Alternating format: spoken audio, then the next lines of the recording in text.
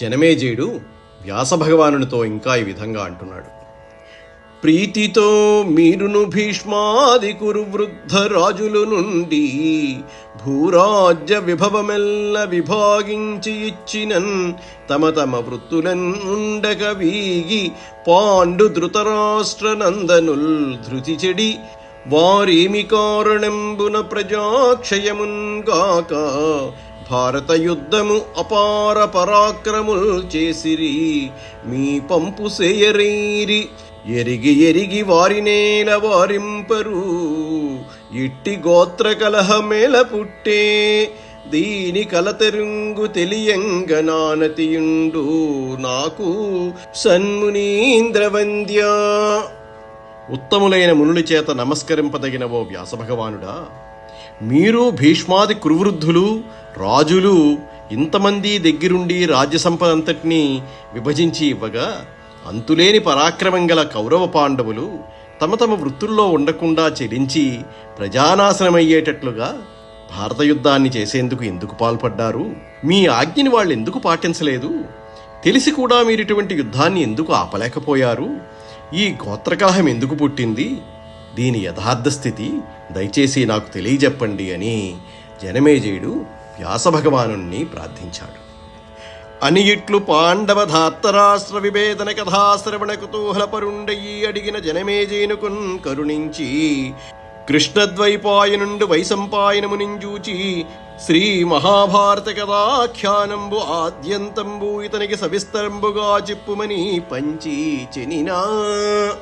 ఈ విధంగా కౌరవ పాండవుల కలహ వృత్తాంతాన్ని వినటానికి కుతూహలుడై ఉన్న జనమేజయుడిని కరుణించి వేదవ్యాసుడు వైశంపాయనుణ్ణి చూసి శ్రీ మహాభారత కథతో కూడిన ఇతిహాసాన్ని ఆద్యంతం సవిస్తరంగా ఇతడికి చెప్పు అని ఆజ్ఞాపించి వెళ్ళగా అప్పుడు వైశంపాయనుడు జనమేజయుడికి మహాభారత కథను చెప్పడం ప్రారంభించాడు. ఇక్కడి నుంచి భారతంలో శ్రోత వక్త ఇద్దరూ మారుతున్నారు.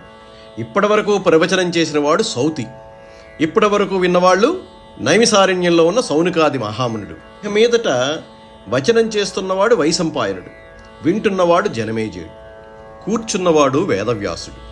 మొట్టమొదట మహాభారతాన్ని వ్యాస సమక్షంలో ప్రవచనం చేసిన ఘనత వైశంపాయనుడికి దక్కుతుంది. వైశంపాయనుడు భారతాన్ని ఏ కారణం వల్ల వ్యాసుడి పాదాల దగ్గరే నిలబడి తడుముకోకుండా అంత గొప్పగా చెప్పగలిగాడంటే ఒకటే ఒక్క కారణం, తన గురించి ఒక్క పద్యం కూడా చెప్పకపోవటం వల్లే. ఇదే భారతంలో పరమరహస్యం అంటారు. భారత కథ చెప్పడానికి సిద్ధపడిన వైశంపాయనుణ్ణి జనమేజయ మహారాజు వినయ విధేయతలతో పూజించాడు. ఆ తర్వాత వైశంపాయనుడు తన గురువైన వ్యాసులు వారికి నమస్కరించి సభలో ఉన్న విద్వాంసులందరినీ పేరు పేరునా పలకరించి భారత కథ యొక్క మహిమను ఈ విధంగా చెప్పాడు. పురుషులు కోరదగిన ధర్మార్థ కామ మోక్షాలనే పురుషార్థాలన్నీ ఈ భారత కథ తెలుసుకోవడం వలన సిద్ధిస్తాయి. వింటున్న శ్రోతలకు కోరిన కోరికలన్నీ నెరవేరుతాయి. రాజులందరూ తమ రాజ్యాల్ని చక్కగా విస్తరించుకోగలుగుతారు. మనస్సు, వాక్కు, దేహము అనే త్రికరణాల చేత జన్మ జన్మల నుండి పేరుకుపోయిన పాపాలన్నింటినీ కడిగేస్తుంది.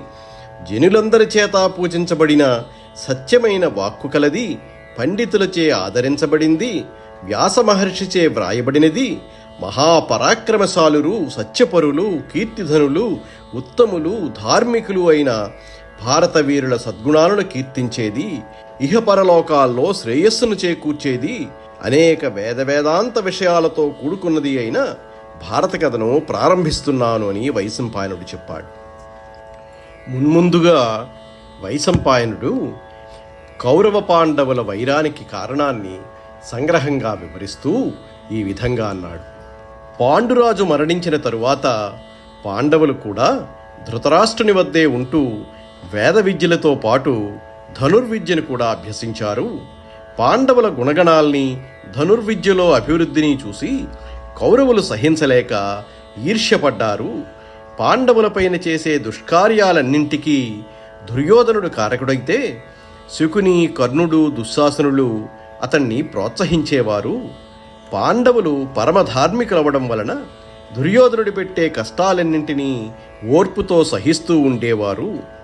దుర్యోధనాదుల ఈర్ష్య ఎంతటి దారుణమైన పనులు చేయించేవంటే, ఒక రోజున భీముడు గంగానదిలో ఈత కొట్టి అలసిపోయి ఒడ్డున నిద్రిస్తూ ఉంటే దుర్యోధనాదులు అతన్ని బలమైన తీగలతో బంధించి గంగానదిలోకి తోసేశారు. భీముడు అమిత బలశాలి కాబట్టి ఒక్కసారి ఒళ్ళు విరుచుకోగానే ఆ లతలన్నీ తెగిపోయాయి. భీముడు నీళ్ల నుండి తేలికగా బయటికి వచ్చేశాడు. ఇంకో రోజున గాఢనిద్రలో ఉండగా నల్లత్రాచుపాము చేత కరిపించారు. భీముడి శరీరం వజ్రమంత గట్టిగా ఉండటం వల్ల ఆ పాము కోరలు విరిగిపోయాయేమో గాని విషం మాత్రం శరీరంలోకి ఎక్కలేదు. మరో రోజున భీముడు తినే అన్నంలో విషం కలిపి పెట్టారు. అతడు దైవాంశతో పుట్టడం వల్ల అన్నంతో పాటు విషం కూడా జీర్ణమైపోయింది అని చెబుతూ